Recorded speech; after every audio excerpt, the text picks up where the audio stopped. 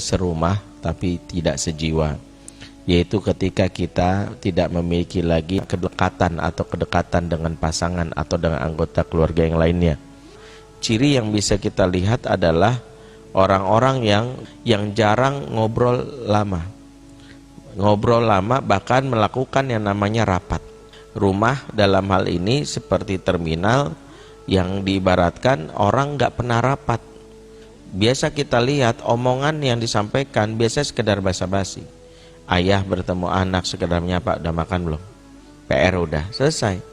Begitu juga seorang istri kepada suami atau suami nanya cicilan udah dibayar belum? Ya, kemudian nanya yang lain, anak-anak sekolahnya gimana? Setelah itu tidak ada pembicaraan yang lebih serius. Itulah yang membuat masing-masing disebut acuh tak acuh atau abai. Sehingga cara melarikan diri di era kekinian itu bukan kabur secara fisik. Fisik mungkin berdekatan, tapi jiwa saling menjauh disebabkan pikiran-pikiran itu lebih kepada orang di luar rumah, ya. Salah satunya lewat gadget.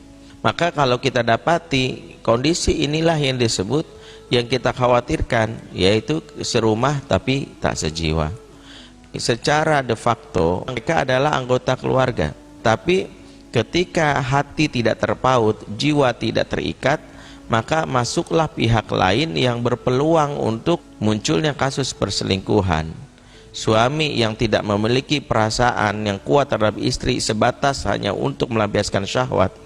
Karena sebagian besar mungkin laki-laki ketika pulang memandang istrinya lebih kepada objek pelampiasan syahwat. Yang ada adalah kebutuhannya kebutuhan seksual. Tapi urusan terkait dengan kebutuhan emosional, ternyata jiwa yang sudah terputus dari interaksi dengan pasangannya beralih kepada orang lain. Muncullah namanya di sini pelakor, ya, atau wanita-wanita yang akhirnya menjadi, ya, tempat dia melabuhkan perasaannya. Demikian juga dengan sang istri. Seorang istri yang mendapatkan kekecewaan, ya, lahir dan batin, maka menganggap suami hanya sebagai orang yang membayar dirinya untuk sekedar merawat rumahnya dengan uang atau gaji yang setiap hari ada diberikan kepadanya. Jadi prosesnya bukan lagi sebagai suami istri, tapi hubungannya hubungan transaksional, ya, uang yang diberikan, ya. Demikian juga anak-anak. Anak-anak yang tidak memiliki kesejiwaan khusus dengan orang tuanya lebih asyik kepada orang lain. Ya, di sini kita bisa dapati anak-anak yang tertutup, yaitu jarangnya bicara atau ngobrol atau rapat antara anggota keluarga.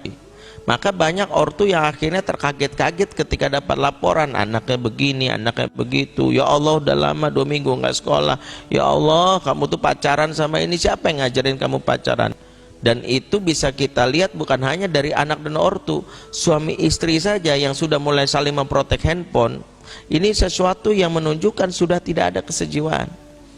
Connection hilang karena kita tidak memahami tentang kebutuhan dari orang lain yang membuat komunikasi itu menjadi buruk.